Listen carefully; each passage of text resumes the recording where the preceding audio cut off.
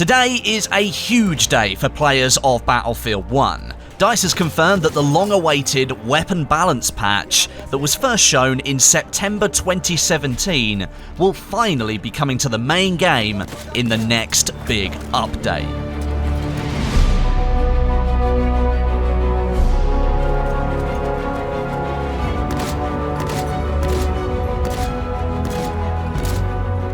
This weapons balance patch will transform the gunplay in Battlefield 1. Almost all of the weapon categories are going to be tweaked. SMGs, shotguns, LMGs and medic rifles will all feel different once the patch is applied.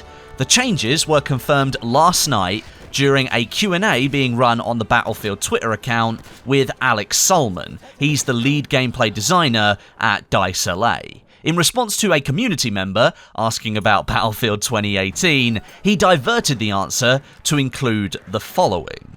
I unfortunately cannot give you any details on Battlefield 2018, but with the upcoming Turning Tide's North Sea expansion comes a pretty major change to the weapon balance, or TTK. Once you've played for a while, I hope you'll recognise a positive change to the gunplay. Now, this is news that I think most of the Battlefield community has been waiting for quite some time. The amount of comments I get on my videos asking where this weapon balance patch is, all the way back since September last year, it's just a huge amount of comments. Every single video, someone is asking where it is. Now, these proposed changes, they will tighten up the gunplay, they will make most weapons feel a little bit more powerful, and provide a more consistent experience between faster and slower firing weapons. For the SMGs, on average, this means you're going to see a reduction in the number of bullets needed to kill an enemy. Right now, all of the SMGs in Battlefield 1, minus the Automatico, require 5 shots to kill an enemy at close range. This is being reduced to 4 bullets for all SMGs apart from the Hellriegel, which will remain a 5-bullet kill weapon. This was confirmed by Alex again in the Q&A.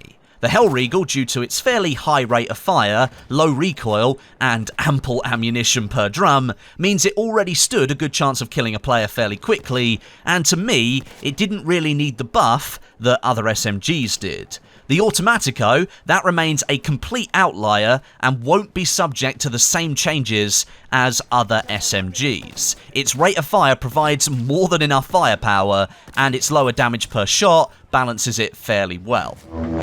As for the shotguns, these have been totally redesigned to make their damage more consistent. That's a really good move in my opinion, and DICE have tried to remove the randomness in the pellet dispersion when you fire a shell. All shotguns will now fire 12 pellets per shell, and these pellets are distributed across 12 sectors within the cone of fire. Each sector will only contain 1 pellet, ensuring they are evenly spread. This will prevent the pellets all bunching up together, as is the current damage model, and causing inconsistent damage. Sometimes you might take a player down at long range when you really shouldn't have, and that's because all the pellets grouped up together and all landed on the target. Or at close range you do a very low amount of damage, again because the pellets bunched up, but this time all of them missed the target. Hopefully this should decrease the reliance on players using certain shotguns like the Model 10A Hunter and make all shotguns more attractive. Each shotgun will have different damage values for their pellets, and that, alongside rate of fire, should give players plenty of choice moving forwards. Next, we're looking at the light machine guns. This is the weapon category that I think this patch will benefit the most and make them far more competitive in gunfights. DICE is essentially seeking to remove the bullet sponge effect that some LMGs currently possess, where you just get tons of hit markers, do loads of damage, but never actually manage to finish the player off. Their damage at range is so low that some LMGs can take up to 7 bullets to kill an enemy. That means you're firing for a damn long time, someone's going to notice you, and then they're going to kill you instead of you killing the player that you were aiming at. So to try and fix this, all LMGs are having their damage values increased to reduce the amount of bullets needed to secure a kill at long range, with most of them now needing a maximum of 5 bullets to kill at long range. The Shosha, which already had significantly more damage per shot than any other LMG, has also been buffed in order to maintain its 3-hit kill range, giving it a unique feature that other LMGs don't have. Of course, it fires extremely slow, so that's the balancing factor there.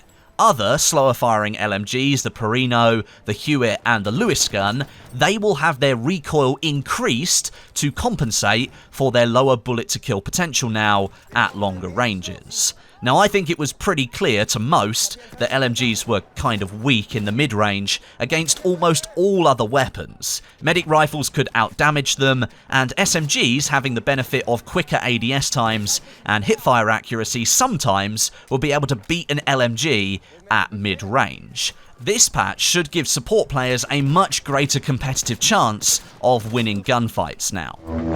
And of course, we also have the medic rifles, or self-loading rifles as they're actually called. Now these are getting improvements to their accuracy and their damage. The aimed accuracy of all self-loading rifles is being buffed, with the spread increase per shot multiplier being reduced by 50%.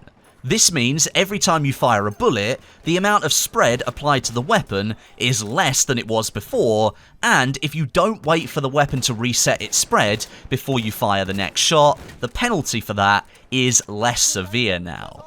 The damage drop-off of all self-loading rifles has also been increased, meaning more damage will be applied when landing shots at longer ranges. This effectively increases the range at which you can use medic rifles at their maximum rate of fire and makes them recover quicker, so they are competitive against the automatic weapons in the game like the SMGs and the LMGs, which of course are also being improved. The medic rifles will be more consistent and more effective now at longer range.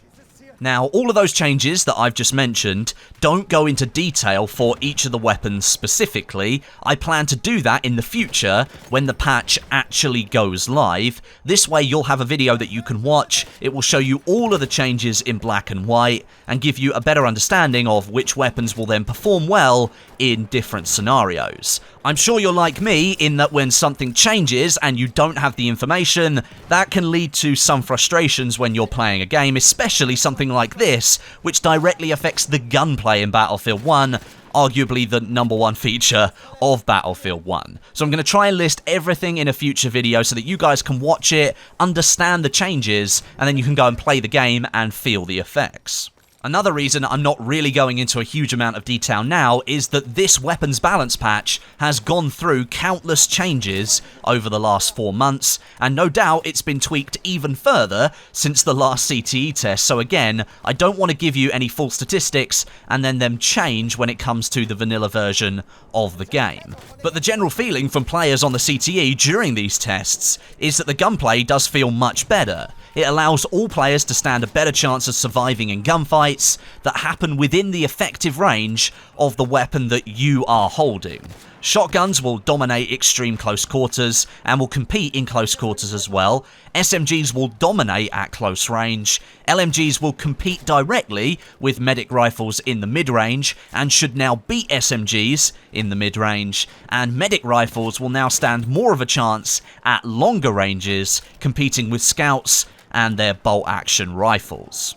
Now, all of these changes will be arriving, as confirmed by Alex, with the second half of the Turning Tides DLC, that's called the North Sea update, with the Zeebrugge map and Heligoland Bight, at some point later on in January. Now, we don't have an official release date yet, but I'd hazard a guess that it's going to be the last Tuesday of the month, which is the 30th of January. That's about 3 weeks away. So really not too long to wait now, and maybe just a time where you can play Battlefield 1 without this weapon balance update as much as possible. Try and use all the different weapons and see how they feel, and then when the update goes live, use all the weapons again and see whether you think this is a positive or a negative change. change. As I've said, the feedback seems to have been from the CTE that this is a good change overall, and if I can summarize it into one sentence, I think DICE are trying to take the gunplay back to what it felt like in Battlefield 4, but continue to use Battlefield 1's new mechanics of engagement range being the definitive statistic. But there you are. Thanks very much for watching today. Let me know your thoughts down below in the comments on this weapon balance patch, and as always, I'll be down there reading and replying to as many as I can. But until next time, my name is Westie, and I'll catch you guys in the next video.